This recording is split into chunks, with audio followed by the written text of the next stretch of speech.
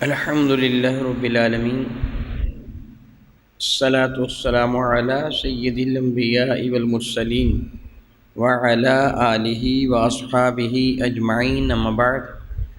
اعوذ باللہ من الشیطان الرجیم، بسم اللہ الرحمن الرحیم۔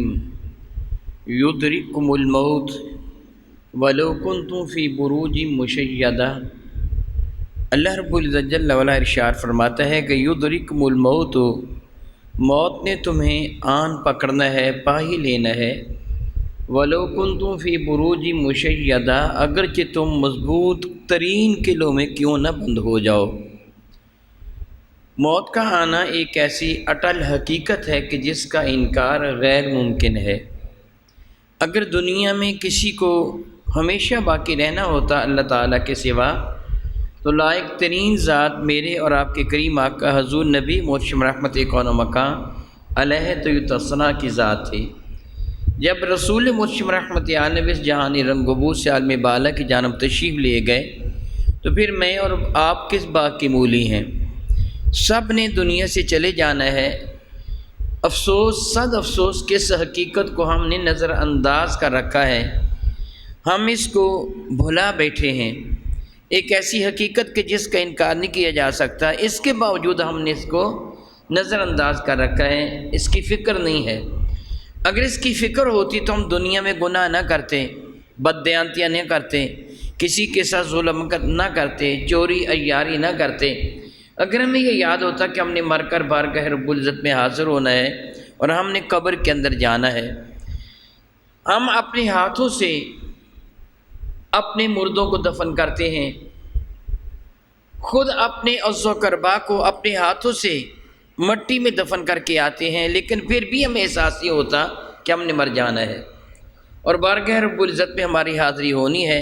ہم گناہ سے باز نہیں آتے، دھوکہ دہی سے، دنیاوی لالچ اس قدر ہمارے اندر کوٹ کوٹ کے بھر دیا گیا ہے کہ ہم حلال و حرام کی تمیز کیے بغیر سب کو جمع کرنے کی کوشش کرتے ہیں۔ اللہ یعوذ باللہ تعالیٰ، ثم اللہ یعوذ باللہ تعالیٰ۔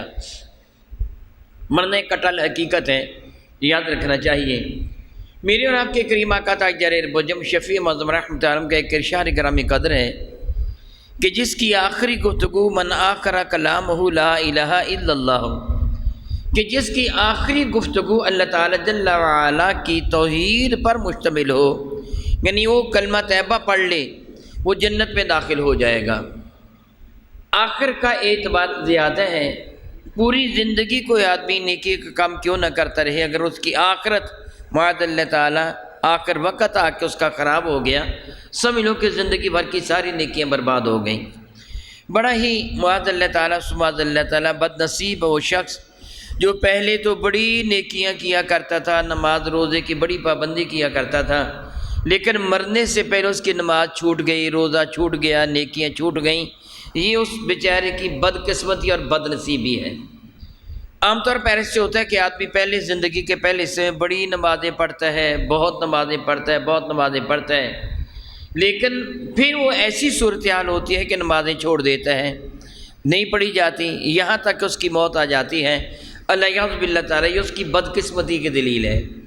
وہ شخص کہ جس کو اللہ تعالیٰ جل وعلا اس کی موت سے پہلے آخرت کی جانب متوجہ کر دے، یہ اللہ تعالیٰ جل وعلا کا بہت بڑا احسان اور بہت بڑا کرم ہوتا ہے کہ اللہ تعالیٰ جل وعلا نے اس کی آخرت کو اعلیٰ بنا دیا۔ کیونکہ آخری جو گفتگو، آخری کلام ہے، وہ کلمہ طیبہ زیادہ معتبر ہے، اس لیے علماء کرام فرماتے ہیں کہ اگر تمہیں اس بات کا احساس ہو جائے کہ گھر سے کوئی ایسا فرد دنیا سے جانے والا ہے، یعنی عالم نظام میں پہنچنے والا ہے، آپ اس کے پاس بیٹھے ہیں، یعنی وہ بیمار تھا۔ ایک تو ہے کہ بالکل اچانک کسی کی موت آ جائے، اللہ رب العزت جل وعلا معاف فرمائے، اس بیچارے کو پتہ ہی نہ ہو، جس طرح ایکسیڈنٹ وغیرہ یا ہارٹ اٹیک وغیرہ۔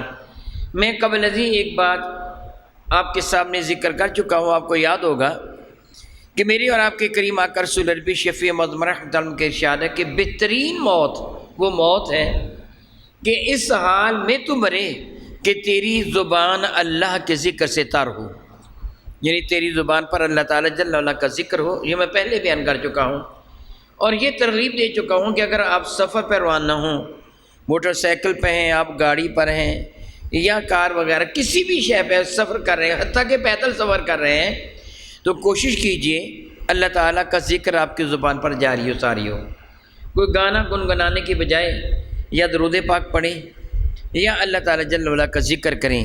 جس طرح تیسرا کلمہ جس کو کہتے ہیں بہت زیادہ فضیلت ہے اس کی، وہ پڑھتے رہیں، درود پاک پڑھیں، اگر آپ کو قرآن پاک یاد ہے وہ پڑھ لیں، یعنی آپ کی زبان اللہ کے ذکر سے تر ہو تاکہ آپ کو موت آئے تو اس حال میں موت آئے کہ اللہ تعالیٰ کا ذکر کرتے کرتے موت آ جائے۔ کتنی بار بحث سے ہوتا ہے کہ ایک آدمی سڑک کے کنارے پر کھڑا انتظار کر رہا ہوتا ہے بس وغیرہ کا، اور معاذ اللہ تعالیٰ کو گاڑی آ کے اسے ٹکرا جاتی ہے، وہ ذرا مر جاتا ہے۔ گویا ہر حال میں اللہ تعالیٰ جل وعلا کا ذکر کرتے رہیں، کون کیا جانتا ہے کب موت کسی کی آ جائے گی۔ لیکن اگر آپ کے گھر میں کوئی ایسی صورتحال آپ دیکھیں کہ کوئی آدمی بیمار تھا اور اب عالم نظام میں پہنچنے والا ہے، اب اس کی حالت ایسی ہے، تو اس کے قریب کلمہ طیبہ کا پڑھنا مستحب ہے۔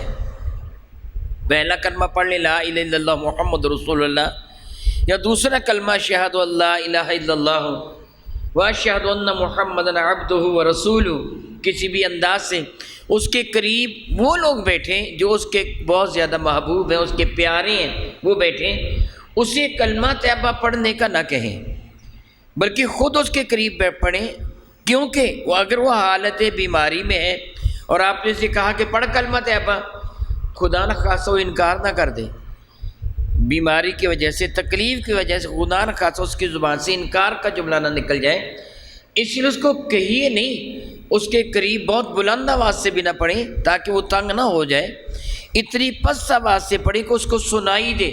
ہو سکتا ہے کہ آپ کے کلمہ طیبہ پڑھنے کے ساتھ ساتھ اس کی زبان سے بھی کلمہ طیبہ نکل آئے، اور اس کے لیے اللہ رب العزت جل وعلا آسانی پیدا فرما دے۔ خدا نخواستہ اگر وہ انکار کر دیں، کہیں نہ پڑھو میرے قریب، شور نہ بچاؤ، شور تو نہیں بچانا ہی نہیں چاہیے، جس طرح میں پہلے کہہ چکا بلند آواز سے نہیں پڑھنا چاہیے تاکہ اس کو تنگی نہ ہو، اس کی زبان سے کوئی ایسا جملہ نہ نکل جائے۔ پس آواز سے پڑھیں بھی وہ جو اس کے محبوب ہیں، اس کے پیارے ہیں، گھر والے ہیں، اس کے قریبی ہیں، وہ پڑھیں۔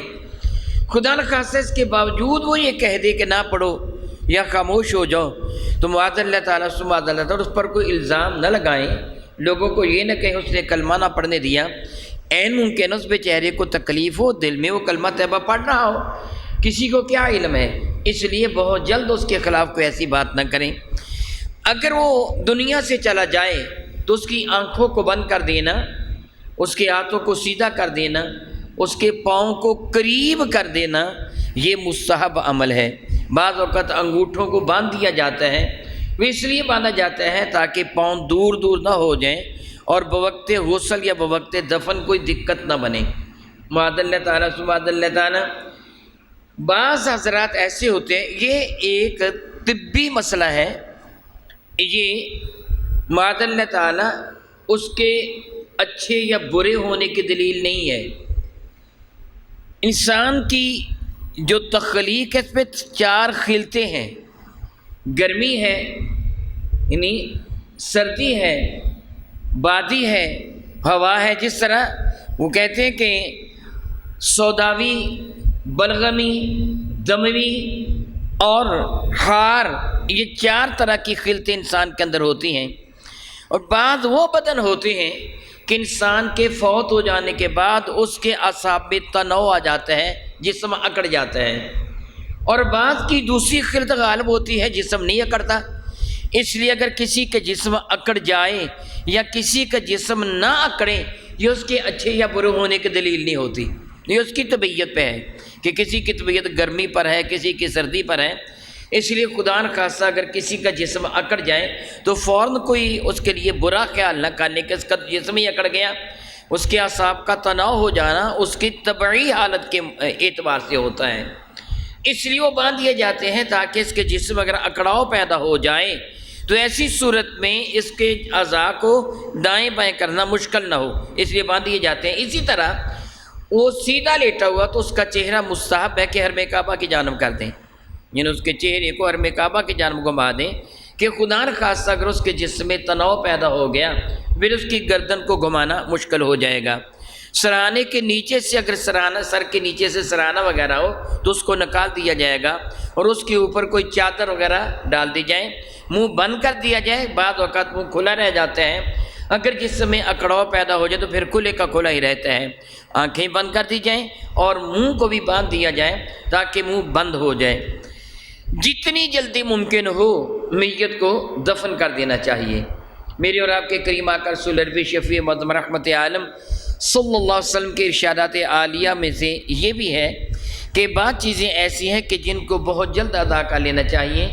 اگر بیٹی بیٹے کے لیے مناسب رشتہ مل جائے تو جلدی شادی کر دینی چاہیے، کوئی فوت ہو جائے اسے جلد دفن کر دینا چاہیے۔ اس کے دو فائدے ہیں۔ میرے اور آپ کے کریم آقا رسول عربی شفیع معظم رحمت عالم صلی اللہ علیہ وسلم کا ارشاد گرامی قدر ہے، اگر وہ جنت میں جانے والا ہے، اللہ کرے اللہ کرے اللہ کرے، سب ایمان والوں کو اللہ تعالیٰ جل وعلا اپنے دامن کرم میں پناہ دے کر ان کو جنت عطا فرمائے۔ وہ جنت میں جانے والا تو اس کے لیے جنت میں جانے کی جلدی کرو، یعنی اس کو جلدی دفن کرو تاکہ اس کی اگلی منزل اس کے لیے آسان ہو۔ اور خدا نخواستہ اگر وہ اس کے برعکس ہے تو جلد اپنے کندھوں سے اس کا بوجھ اتار دو، یعنی جتنی جلدی ہو سکے اس کو دفن کرو۔ غسل دیا جائے گا میت کو، اور غسل دینے کے لیے بہت ہی بہترین بات یہ ہے کہ میت کا سب سے جو زیادہ قریبی اور پیار کرنے والا ہے وہ غسل دے۔ مرد کو مرد دے گا، خاتون کو خاتون، وہ تو بات بتانے کی ضرورت نہیں ہے، یعنی قریبی غسل دے، اس لیے کہ جب قریبی غسل دے گا تو پیار کے ساتھ اور محبت کے ساتھ غسل دے گا۔ اگر قریبی شخص غسل نہ دے تو کوئی بھی مسلمان غسل دے سکتا ہے۔ اگر آپ اپنے مردوں کے قریب کھڑے ہیں بوقت غسل تو آپ غسل یاد کر لیں کہ کس طرح دیا جائے گا۔ اگر غسل دینے والا غلطی کرے تو آپ اسے سمجھا سکیں، بہتر ہوگا کہ آپ خود غسل دیں۔ پہلے اس کو وضو کے انداز میں وضو کروایا جائے گا، کیونکہ اس سے خود وضو نہیں کرنا ہے، اس لیے اس کے ہاتھوں کا دھونا ضروری نہیں ہے۔ جب ہم نے خود وضو کرنا ہوتا تو ہاتھوں کو دھوتے ہیں کلی کرنے کے لیے، ناک میں پانی ڈالنے کے لیے، لیکن اگر آپ اس کے ہاتھوں کو دھو دیں گے تو حرج نہیں ہے۔ کلی وہ نہیں کر سکتا، ناک میں پانی نہیں ڈال سکتا چونکہ وہ تو فوت ہو چکے ہیں، اور آپ اس کی ناک میں پانی نہیں ڈالیں گے، آپ اس کی کلی نہیں کروائیں گے کیونکہ منہ میں پانی ڈالنا باہر نکالنا ممکن نہ ہوگا۔ اس لیے روئی وغیرہ کی پھریری، یعنی روئی کو گیلا کر کے اس کے دانتوں پہ پھیر دینا یا اس کے ناک کے نتنوں میں پھیر دینا یہ مستحب ہے۔ اگر نہ کیا جائے تو حرج نہیں ہے، لیکن اس سے ایسے کر دینا چاہیے۔ اس کے بعد اس کے چہرے کو دھویا جائے گا، پھر اس کے بازو کو کونی سمیت دھویا جائے گا، اس کے سر پہ ہاتھ پھیر کر اس کے پاؤں کو دھو دیا جائے گا۔ پہلے اس کا استنجا کروایا جائے گا۔ استنجا کروانے کے لیے براہ راست ہاتھ استعمال نہیں کیے جائیں گے، بلکہ ہاتھوں کے گرد کپڑا لپیٹا جائے گا۔ کپڑا لپیٹنے کے بعد استنجا کیا جائے گا۔ اور یہ چیز ہمیشہ یاد رکھیں، میں اللہ تعالیٰ سے معافی مانگتا ہوں، ہمارے ہاں ایک غلطی ہوتی ہے کہ اس بیچارے کے جب کپڑے اتار دیے جاتے ہیں اس کی حالت وہی ہوتی ہے جس طرح ایک زندے کی حالت ہوتی ہے، اس کو اسی طرح حیا آتا ہے جس طرح زندے کو حیا آتا ہے۔ اسی لیے غیر مرد کے لیے جائز نہیں ہے کہ غیر عورت کا چہرہ دیکھے۔ جس طرح اس کو حالت حیات میں، حالت زندگی میں حیا آتا ہے، اسی طرح اس وقت بھی اس کو حیا آتا ہے۔ یعنی یوں سمجھیے کہ روح اپنی اس میت کو دیکھ رہی ہوتی ہے، جو روح سے نکل گئی ہے وہ اپنے بدن کو ملاحظہ یوں سمجھیے کر رہی ہوتی ہے۔ اس لیے اگر آپ اس کے کپڑے اتاریں تو اس کے جسم پر کوئی موٹا کپڑا سطر چھپانے کے لیے دے دیں۔ ہمارے ہاں عام طور پر یوں کیا جاتا ہے کہ وہ باریک کپڑا جو کفن والا ہے اس کا ایک ٹکڑا پھاڑ کر میت کے بدن پہ ڈال دیا جاتا ہے، اور ان حصوں پر جن کو چھپانا فرض ہے، اور جب پانی ڈالا جاتا ہے تو کپڑا اتنا باریک ہوتا ہے کہ اس کے وہ اعضاء نظر آنے لگتے ہیں۔ یہ فعل حرام اور گناہ کا کام ہے۔ جو قریب آدمی کھڑے ہوتے ہیں جن کی نظر اس کی اعضاء پر پڑتی ہے وہ سارے کے سارے گناہ گار ہوتے ہیں، اللہ یعوذ باللہ تعالیٰ ثم اللہ یعوذ باللہ تعالیٰ۔ اس لیے کوئی موٹا کپڑا، خواہ وہ تولیہ ہو یا کوئی دوسرا موٹا کپڑا ہو، وہ ان اعضاء پہ ڈال لینا چاہیے تاکہ اس کے اعضاء سطر ننگے نہ ہوں اور نظر نہ آئیں۔ اور پانی اس کپڑے کے نیچے سے اس کے بدن پر بھی ڈالا جا سکتا ہے، یہ ایک جانب سے تھوڑا کپڑا اٹھا کر بھی ڈالا جا سکتا ہے۔ نجاست نکلے تو اس کو صاف کر دیا جائے گا، دھو دیا جائے گا، اور پھر اس کا وضو کروایا جائے گا۔ وضو کروانے کے بعد پھر اس کو جسم پر پانی بہایا جائے گا، پھر اس کو دائیں کروٹ اوپر کی جائے گی، یعنی بائیں کروٹ لٹائیں گے، دائیں کروٹ اوپر کر کے اس کے اوپر پانی بہائیں گے۔ اگر صابن وغیرہ استعمال کرنا ہے تو کر سکتے ہیں، پہلے دائیں جانب اور پھر بائیں جانب، اس کے بعد پورے بدن پر پانی بہایا جائے گا۔ ناک کے نتھنوں میں، کان کے سوراخوں میں روئی وغیرہ دے لینا مستحب عمل ہوگا۔ کم از کم 3 مرتبہ اس پہ پانی بہایا جائے گا، غسل لیا جائے گا۔ اگر آپ صابن وغیرہ استعمال کرتے ہیں تو کوشش کیجئے کہ صابن کے سارے جرم، یعنی صابن کے سارے اثرات اس کے بدن سے دور ہو جائیں۔ یاد رکھیے صابن میں عموماً چربی استعمال کی جاتی ہے، اور اس بات کی کوئی تمیز نہیں کی جاتی وہ چربی حلال جانور کی ہے یا حرام جانور کی ہے۔ عموماً صابن میں خواہ وہ ٹوائلٹ سوپ ہے، خواہ وہ باث سوپ ہے، یا پھر وہ کپڑے دھونے والا صابن کوئی بھی کیوں نہ ہو، عموماً اس میں چربی استعمال کی جاتی ہے، اور اس کی کوئی تمیز نہیں کی جاتی کہ چربی کس جانور کی ہے۔ اس لیے اگر ویسے بھی آپ غسل کریں تو صابن کے چھینٹے کپڑوں پہ نہ پڑنے دیں، وگرنہ آپ کے کپڑوں کو ناپاک ہو جانے کا ڈر ہوگا۔ اپنے بدن سے صابن کے سارے اثرات کو اچھی طرح دور کر دیں تاکہ آپ کا بدن ہر اعتبار سے پاک ہو جائے۔ اسی طرح وہ جو فوت شدہ ہے اس کے اوپر اتنا پانی بہائیں کہ صابن کے اثرات مکمل طور پر دور ہو جائیں۔ پانی کو ہلکا گرم کر لینا مستحب عمل ہے۔ اگر اس پہ بیری کے پتے ڈال لیے جائیں تو یہ سنت ہے، یعنی اس زمانہ میں صابن نہیں ہوتا تھا، لوگ بیری کے پتوں کے ساتھ ہی غسل کیا کرتے تھے، لیکن ضروری نہیں ہے۔ اگر بیری کے پتے میسر نہ آئے تو ضروری نہیں ہے، نیم گرم پانی کے ساتھ اس کو غسل دے دیا جائے۔ غسل دینے کے بعد اس کے بدن کو کسی پاک صاف کپڑے کے ساتھ تھوڑا خشک کر لینا، یہ بھی عمل مستحب ہے۔ اس کے بعد اس کو کفن پہنایا جائے گا۔ کیونکہ وقت کم ہے اس لیے میں اختصار کے ساتھ میں کفن پہنانے کا طریقہ عرض کر دیتا ہوں، آپ اس کو یاد کر لینا ہے اور اسی انداز سے کفن پہنانے کی کوشش کرنا ہے، اور یہی طریقہ سنت مطالعہ ہے، یعنی سنت صحابہ ہے۔ مرد کے لیے عموماً 3 کپڑے اور عورت کے لیے 5 کپڑے، یہ سنت ہے۔ اس سے کم بھی کفایت کرتا ہے، مرد کے لیے 2 اور عورت کے لیے 3۔ عموماً الحمدللہ تعالیٰ آج کل وہ صورتحال نہیں ہے کہ اس قدر غربت ہو کہ کسی کو کفن نہ دیا جا سکے اور کفایت والا کفن پہنایا جائے۔ 3 کپڑے مرد کے لیے، اور کفن کیسا ہونا چاہیے؟ مستحب عمل یہ ہے کہ جیسے کپڑے وہ بندہ عید اور جمعے کے لیے پہنتا تھا ایسے کپڑے ہوں، یعنی ہلکی کوالٹی نہ ہو کہ بالکل ہلکا سا کفن دے دی، ایسے نہیں ہے، بلکہ کفن مناسب ہونا چاہیے۔ اور بہت ہی بہترین عمل یہ ہے کہ کفن کوئی نہ کوئی گھر میں خرید کر پہلے سے رکھا ہوا ہو، یعنی وہ کپڑا دھو لیا جائے۔ عموماً اس کپڑے کو جو مایا جس کو مانڈی کہتے لگی ہوتی ہے، اور یہ پاک کئی دفعہ نہیں ہوتی، اسی طرح ہم بغیر دھلے ہی وہ کفن پہنا دیتے ہیں۔ کفن کے لیے 3 کپڑے مرد کے لیے کم از کم ہوں گے، یہ سنت ہے۔ کم از کم کا جملہ میں نے کہہ دیا، 2 بھی کفایت کرتے ہیں لیکن 3 کپڑے سنت ہیں۔ 1 لفافہ، دوسرا آزار یعنی تہمد، اور تیسری قمیض جس کو ہم کفنی کہتے ہیں۔ 1 لفافہ، لفافہ سے مراد وہ شے جس کو لپیٹا جاتا ہے، ملفوف کیا جاتا ہے کسی کو۔ آزار یعنی تہمد، اور تیسرا کیا میں نے بتایا؟ قمیض جس کو ہم کفنی کہتے ہیں۔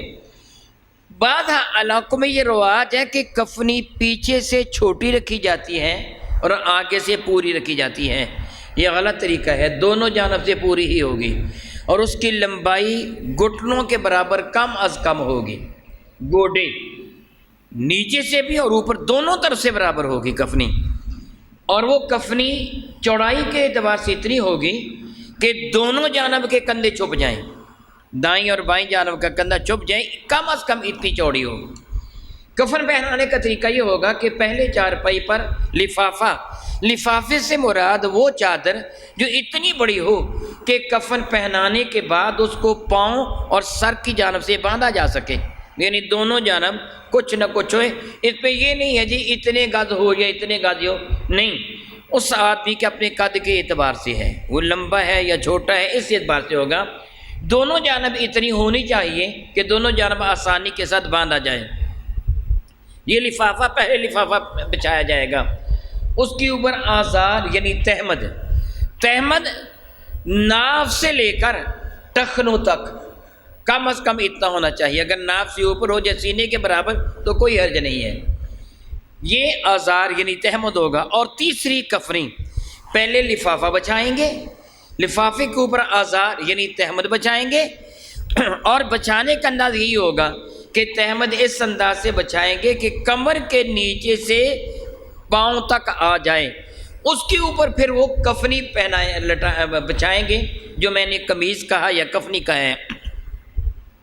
مستحب عمل یہ ہے کہ مرد کے لیے جو اس کا گلا یعنی سن گزارنے کے لیے جو سوراخ بنایا جائے، مرد کے لیے دائیں اور بائیں کندھوں کی جانب سے چیرا جائے، اور عورت کے لیے سینے کی جانب سے۔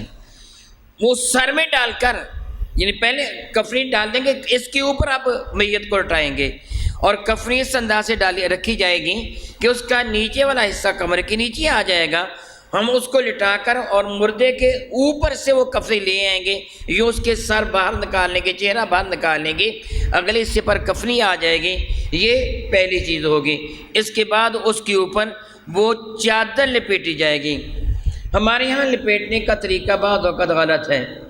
طریقہ کار یہ اختیار کیا جائے گا، پہلے بایاں پھر دایاں۔ میری بات آپ کو سمجھ آ گئی نا؟ پہلے کھبا، بایاں پھر دایاں، دایاں اوپر رہے گا۔ جس طرح آپ نماز پڑھنے کے لیے اپنے ہاتھ باندھتے ہیں کہ نیچے بایاں ہوتا ہے، اوپر دایاں ہوتا ہے، پہلے بایاں اس کے اوپر دایاں، یہ آزار ہو گیا۔ اس کے بعد پھر لفافہ، لفافے کو بھی اسی طرح پہلے بایاں پھر اس کے اوپر دایاں، اور پھر اس کو سر کی جانب سے اور پاؤں کی جانب سے باندھ دیں گے۔ درمیان سے باندھ دینا جائز اور مستحب ہے تاکہ ہوا وغیرہ سے نہ اڑے۔ اس طرح ہم اپنی میت کو کفن پہنا دیں گے انشاءاللہ تعالی جل وعلا۔